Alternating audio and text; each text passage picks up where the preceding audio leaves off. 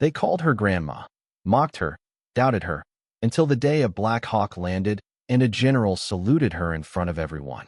No rank, no ribbons, just a silence that held decades of ghost missions and the instinct to lead when everything fell apart. Welcome to my channel. They call me Grandma, not the kind you bake cookies with. More like the kind they mock behind your back in a place where everyone wears camo and thinks they're invincible. I walked through the gates of the Ravensfield Tactical Training Center at precisely 5:45, 15 minutes early. It was a habit I picked up long ago, and habits are hard to kill, especially when they've kept you alive. The morning air in Prescott, Arizona was crisp, dust dancing off the gravel trails as the sun fought its way over the red mesas. I'm Evelyn Shaw, 44 years old, silver-haired and ghost-eyed, dressed in black tactical pants, scuffed combat boots, and a faded Navy t-shirt from a unit that no longer exists on any records. A unit I wasn't supposed to talk about. I didn't. Never did. The other recruits were already gathering. 23 of them. Kids, mostly. Young enough to still believe Call of Duty was close to real combat. Fresh out of boot camp or ROTC programs. Lean with hunger for rank and recognition. They stared as I passed, whispering. One chuckled. Who let the librarian in? Maybe she's here to teach us battlefield knitting. The laughter echoed, awkward and a little forced. I didn't respond. I never did. I walked to the back of the staging area and sat down, just like I'd done the last 2 mornings. Same chair. Same silence. The only thing different was the bracelet on my left wrist, worn leather, beneath which hid a small tattoo, 7 digits in faded ink. No one knew what it meant. That was the point. Recruits like Kellen Draper, 21, loud, from Mobile, Alabama, noticed the tattoo early on. He squinted at it during gear check and said, "Hey, what's that? A kill count? Or did you get that off a cereal box?" I looked up once, then looked back down at the disassembled rifle in my hands. That seemed to irritate him more than if I'd spat at his boots. I've always believed the most dangerous person in a room is the one who doesn't talk. The kind of danger that's not theatrical. Quiet. Surgical. Lieutenant Rains, the training officer, didn't know what to make of me either. I could tell. His clipboard had my name on it, but the file was nearly empty. Every page but one was redacted. Thick black ink and stamps that said classified level 6. The only legible line. Transferred by order of General Whitaker. No questions. He asked once during the first morning eval. "Mind if I ask what your background is, Miss Shaw?" I met his eyes. "I trained overseas." "That's it. That's all you need to know, sir." He never asked again. The first 3 days were standard fare, live fire drills, urban clearance simulations, ruck marches in full kit under the brutal Arizona sun. I didn't outpace the kids, but I never fell behind. I kept my own rhythm. Quiet, efficient, surgical. Every evening, Draper and his buddies got louder. The kind of bravado that masks fear. "Hey, Granny," he yelled during one heat stroke of a run. "Don't break a hip trying to keep up, all right? We ain't got medevac for the elderly." Even the instructors were starting to get uncomfortable. I could feel it. Rains watched me during room clearance exercises. I knew what he saw, me moving just slightly ahead of the simulation, anticipating where the next hostile would be. It wasn't intuition. It was pattern recognition drilled into my bones. But he didn't understand, not yet. None of them did. That changed on the 4th day. Urban extraction sim. Each team had to rescue a hostage from a booby-trapped multi-story kill zone. Most teams didn't make it past the 2nd floor. I was assigned to Team Echo. Draper was team lead. The sim was stacked against us. Poor intel, faulty GPS, radios cutting in and out.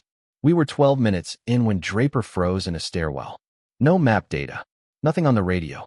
"This is a glitch," he muttered, more to himself than anyone else. I stepped forward and pulled a folded piece of paper from my back pocket. It was a hand-drawn floor plan. I'd memorized the building's layout from the architectural files that were tucked away on the shared server. Files no one else thought to check. "This route," I said, tapping the paper. "Down through maintenance, past the breaker room, then straight to the extraction point. Avoids tripwires on level 2. "Where the hell did you get that?" he snapped. "Memory. I'm still in charge," he insisted. "No one's stopping you," I replied. "You lead. I'll navigate." We made it through in 9 minutes flat. Beat every record on the board. Hostage secured, 0 casualties. Draper didn't say a word afterward. He didn't need to. His silence was louder than anything else. But later that night, the whispers got worse. She probably had help. Or hacked the sim. Maybe she was military once, before the internet. I didn't correct them. Because the truth was stranger than any of their guesses. I wasn't here to relive glory days. I was here to see if any of them had the instincts left to recognize experience, real experience, when it wasn't wrapped in medals or rank. They hadn't. Not yet. But that would change. Tomorrow's drill was Last Stand Protocol, a nightmare of a simulation designed to break even seasoned trainees. And that's where everything would begin to unravel. I knew what the simulation would be before they even posted the schedule. They called it Protocol Titan, Final Defense Scenario. Simulated base under siege. Radio blackouts. Power cuts. Live fire blanks in confined quarters. A miserable, choking kind of chaos designed to leave rookies shell-shocked and leaders exposed. I'd seen the real thing. In countries that don't officially exist on Pentagon maps. Where no comms was the norm. And the only difference between surviving and vanishing was whether you could read terrain like it was a holy text. At 0500 sharp, we were roused. Fog machines filled the warehouse, sim arena. Strobes mimicked gunfire. Echoes of simulated RPGs rattled off the corrugated steel walls. Smoke grenades gave the whole place a dreamlike haze. It wasn't real war, but it knew how to pretend. I was once again assigned to Team Echo. Draper still held the role of lead, though by now even his friends were second-guessing it. They just weren't saying so out loud. This isn't going to be a repeat of yesterday, he muttered as we crouched behind sandbags waiting for the horn to sound. No shortcuts, no guesses. We run it straight, and by the book. Except the book didn't matter, because none of the recon maps had been updated since the sim layout changed last quarter. I'd already figured that out the night before by counting support beams and watching the maintenance crew shift the partitions. So, when the horn blew and our team bolted forward like rabbits under fire, I stayed half a step back, watching, letting the panic spread like static in the air. 10 minutes in, we were cornered, boxed into a kill zone on the second floor. Draper had led us into a cul-de-sac. His GPS had glitched 5 minutes earlier. His map was unreadable in the artificial smoke. The comms were filled with static and garbled instructions. He was shouting now. This is bull. We were supposed to flank around the service corridor. No corridor exists there anymore, I said quietly. He spun around. And how would you know that? I stepped forward, pulled another sketch from my vest, a layout I'd scribbled on scrap paper during morning chow. Adjusted for wall shifts, trap placement, visibility lines. I held it flat against my thigh. This sim's terrain is restructured. They moved the old motor pool wall. And that ventilation shaft? I pointed. It dropped straight to the evac route. The others stared at me like I'd just recited prophecy. You got all that from memory? Whispered Rafi, the youngest in our unit. I got it by paying attention, I said. We're not going to win this by following rules that don't apply anymore. Draper shook his head.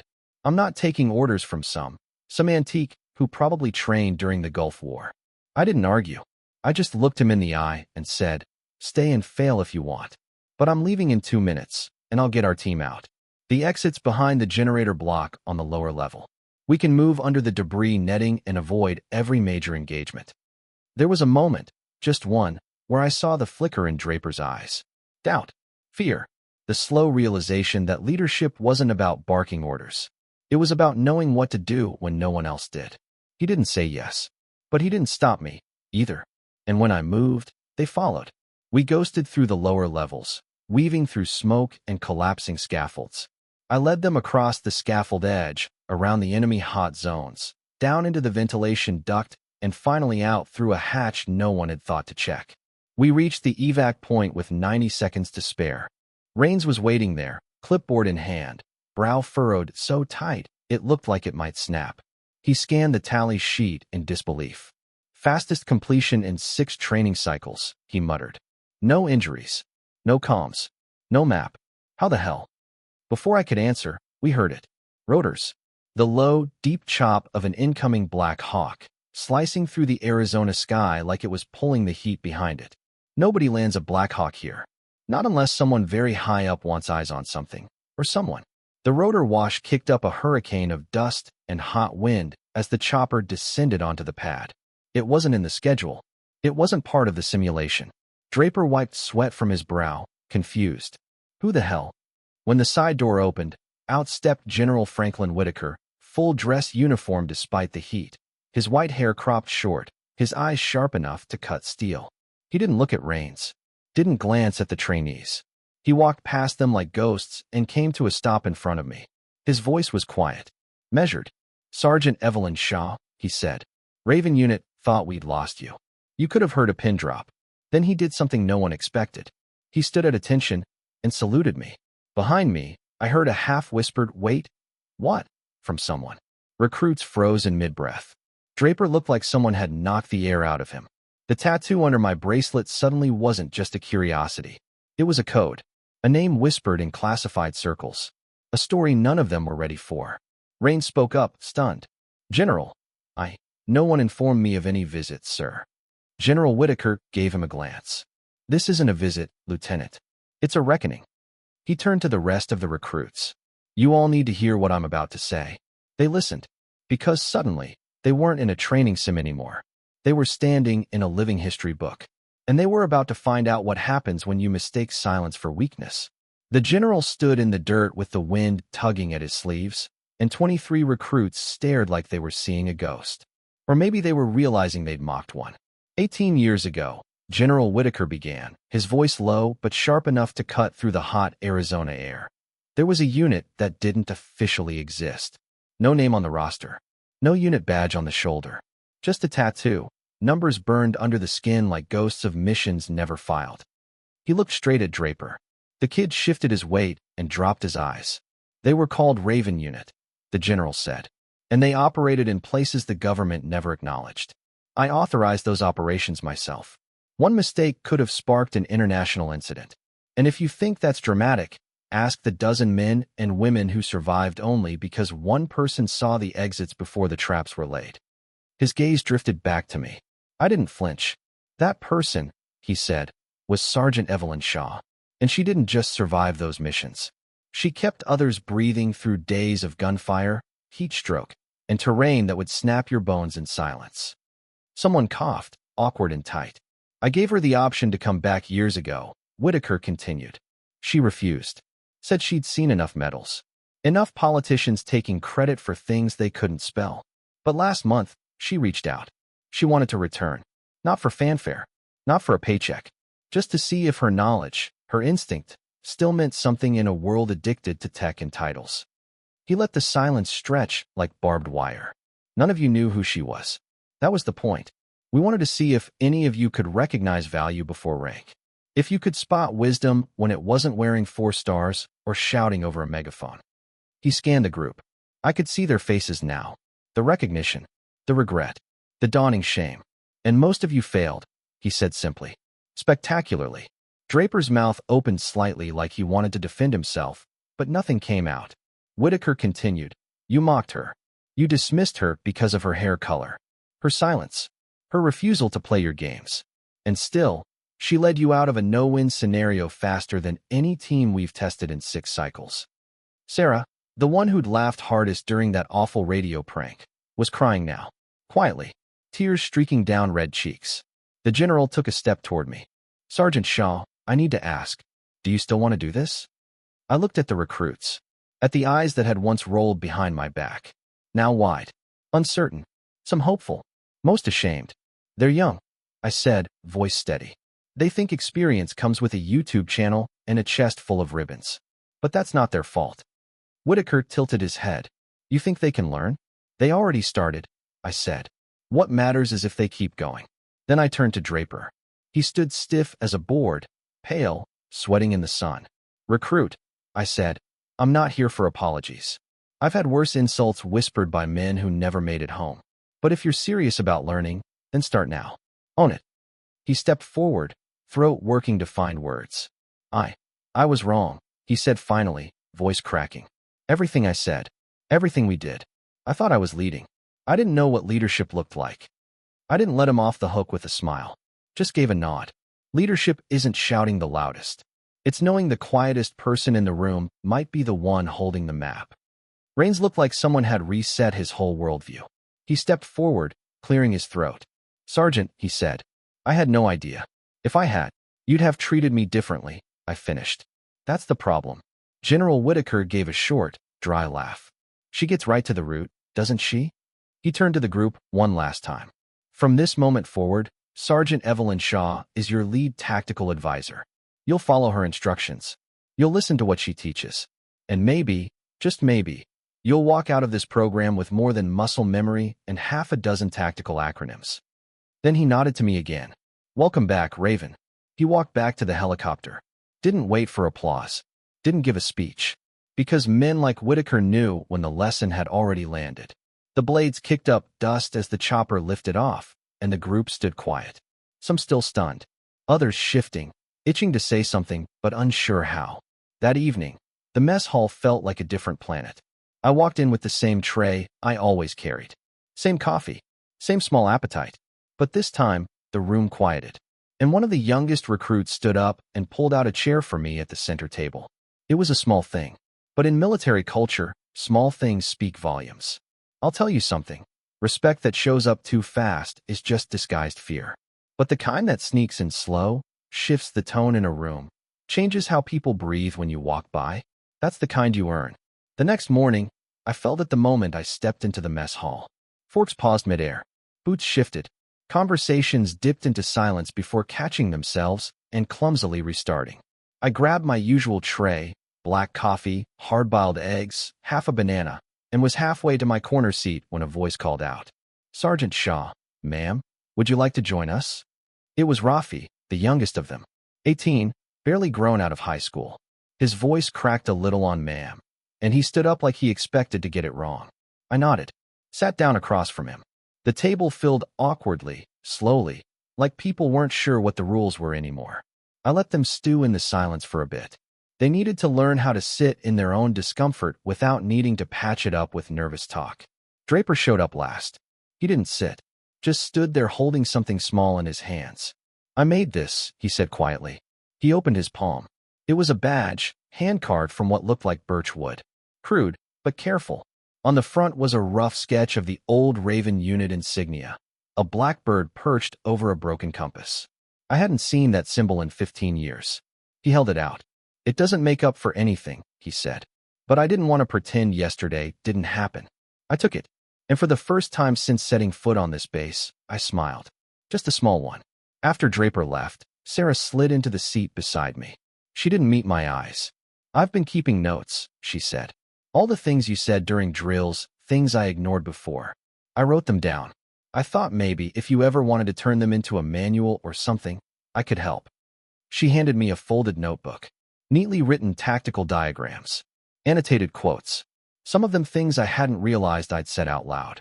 Martinez, the quiet kid with the steady hands, spoke up next. Sergeant, do you think you could teach us how to read maps like that? The way you did during the Titan protocol? Like the real way? I can, I said. Would you? I looked around the table. These weren't the same recruits from 5 days ago. Their spines weren't straighter, their boots weren't cleaner, but their eyes? Their eyes had changed. So I nodded. If you're willing to learn the old way, I'm willing to teach it. That's when Lieutenant Rains walked over. He was holding 2 steaming mugs of coffee, real stuff, not the filtered sludge from the standard issue urn. Colombian, by the smell. Probably from his private stash. He placed one in front of me. Thought you might like something that doesn't taste like punishment, he said. Thanks, I said, accepting it with a nod. He lingered. I should have known. But your file was empty. No clues. That was the point, I said. He nodded, clearly still chewing through guilt. I'm going to do better. Good, I said. Start by training your people like they matter before they earn a medal. That hit. He didn't argue. Just tapped the table and said, if you ever want to run your own instruction block, let me know. I'll get it cleared. That afternoon, I walked to the perimeter of the base, past the obstacle course, down the gravel path that curved behind the barracks. There was a wall there. Not tall, but long, a memorial of sorts. Black granite slabs with names carved in steady rows. Most of the kids had never noticed it. I had. At the bottom, in the far right corner, almost hidden beneath the shadow of a half-dead juniper tree, was a section marked. Raven Unit, Classified Losses. 12 names. No ranks. No dates.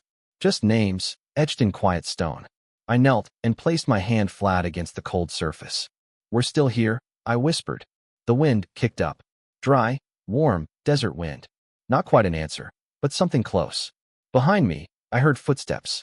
When I stood, the entire trainee squad was there, lined up in silent formation. Rafi, Sarah, Draper, Martinez. Every single one of them. No one had told them to come. They saluted. In perfect unison. Not to me. To the names on the wall. It wasn't showy. It wasn't choreographed. It was real. And for the first time in a long, long time, I felt something shift inside me. A quiet peace rising from somewhere buried. They'd seen. They'd understood. The desert has a strange way of holding on to heat even after the sun's gone. That evening, the air was still warm as I sat alone in the shadow of the mess hall, watching stars bleed slowly into the sky above the range. I hadn't felt this still in years. Then I heard the door creak behind me. Boots. Not trainee boots. Lighter. Older. Familiar. General Whitaker stepped around the corner, not in his dress uniform this time, but in worn fatigues and a ball cap pulled low over his eyes. He looked less like a general and more like someone who'd never quite learned how to retire. In his hands, he held a small object wrapped in olive cloth. I thought you might want this back, he said, holding it out. I unwrapped it. It was my old field watch. The face was cracked, the casing dented. The hands were stuck at 317, permanently frozen in time. I hadn't seen it in 18 years. You found it? I asked, voice low. Kandahar. After the evac. I kept it, he said. You made a compass out of it when our GPS systems failed. Saved every last one of us. I figured I'd give it back when you came home. I never thought I would, I said, running a thumb across the scratched glass. But I guess I never really left. He didn't answer that, just stood there in the quiet, then said, They respect you now. I nodded. You did it the hard way, he added. It's the only way that sticks, I replied. He gave a short laugh. You always did like to test people. They needed it, I said. They're good kids, but they've been trained to respect noise. Flash, shouting, and metals. None of that matters when the dust's in your teeth and you've lost signal. I wanted to know if they could hear the quiet voice, the one that's been there, done it, and still has something left to give. He studied me a long time, then said, You going to stay? I thought about it. About the names on the wall. About the kids who'd followed me through the Titan sim. Not because they were ordered to, but because they realized someone in the shadows might know the way out. I think I will, I said. Whitaker stepped back, nodded once, and left the watch in my hand like it was some kind of talisman. As he walked away, I could feel the weight of time settle back into the air. Some people think memory fades like old ink. But not mine. Not Raven units. We carried it like weight in the bones. Useful. Sharp. Not always kind. The next day, things changed. Officially, Lieutenant Rains called a meeting on the tarmac. Recruits lined up in their sand-dusted fatigues, all facing forward, waiting. Effective immediately, he said, Sergeant Evelyn Shaw will be instructing a specialized block in terrain tactics, analog navigation, and field improvisation. This is a non-optional module. There was no clapping, no high fives, just focused, serious eyes, the kind that told me they were ready to listen this time. Later that afternoon, I took them out into the brush beyond the last perimeter fence, where the real terrain waited. No clear trails, no flags or markings, just open desert, thorny mesquite, and sun-bleached rock. First lesson, I said, holding up a topographic map. This paper will save your life one day, if you learn to read it like scripture. Draper raised his hand, sheepishly. Ma'am, with respect, we're trained on digital overlays and encrypted NAV points. Isn't this kind of outdated? I stepped close enough for him to see the faint edges of the old Raven tattoo peeking beneath my sleeve. Digital can lie, I said. Digital needs batteries, satellites, connections. But the earth? The ground under your feet? That's the truth. Learn it. He nodded, and they followed me into the desert like students entering a temple. Somewhere deep in my chest, a pulse returned. Not adrenaline, not pride, purpose. We moved through the brush in silence, sun above, rock below, nothing but the whisper of grit against our boots. I led them into a dry wash, then up a ravine where shadows made everything seem cooler than it was. I watched how they walked, how they looked at the terrain. Some stared at their feet. Others glanced behind every few steps, unsure. I stopped them by a ridge where broken slate layered like fallen books. Tell me what you see, I said. They hesitated. Sarah spoke first. Rocky incline, limited cover. Wrong, I said gently. What you see is escape. These layers form shelves. Natural handholds. You could climb it with a broken comms pack and a rifle slung to your chest. They looked again, this time with different eyes. We spent hours out there, reading terrain, identifying false cover, using shadows for direction when the compass was stripped. No GPS, no tech, just them and the land. They asked questions, real ones, thoughtful ones. Draper, of all people, asked about hand signals used when radios failed. I showed him Raven's silent code. He practiced until his fingers trembled. Before sundown, I made them draw the area from memory. Not just features, shapes, slope grades, rock color. Sarah handed me hers. It was rough but sincere. You're getting it, I said. Keep practicing. One day, your life might depend on getting it right. She nodded. I believe you now. As we hiked back, Rafi walked beside me. Sergeant, can I ask something? Shoot. Did you ever think no one would believe what you did? That it'd all just fade? I paused. I didn't do it to be remembered. He nodded, quiet. Neither of us said anything the rest of the way. And that silence? That was respect. 2 days later, we ran a live sim called Black Ember. Night Op, zero visibility. One goal, extract and retreat under pressure. No digital nav. Just maps, memory, and instinct. I let Draper lead this time. He hesitated but took charge. I shadowed the rear, watching, noting. At the halfway mark, they hit a choke point. Enemy positions scripted to pin down any straight approach. Old Draper would have pushed through, guns blazing. This Draper paused, crouched beside Sarah, pulled the folded terrain sketch from his pocket. Then he gave hand signals. The Raven code. They flanked, circled, evaded, extracted, all in 15 minutes. At extraction, I met them at the perimeter. Rafi was grinning. Martinez was covered in dust and sweat, but wide-eyed with adrenaline. You didn't say a word, Draper told me. You didn't need me to, I replied. He exhaled. I wouldn't have seen that back in week 1. I didn't want to. I clapped his shoulder. The best leaders aren't born. They're broken and rebuilt in the dark. He understood. That night, I returned to the barracks to find a box on my cot. Inside, a new compass, polished, engraved on the side. For the one who read the ground when we only saw dust. They were learning, not just tactics, humility. That weekend, we held a memorial drill. Optional. Every single recruit showed up.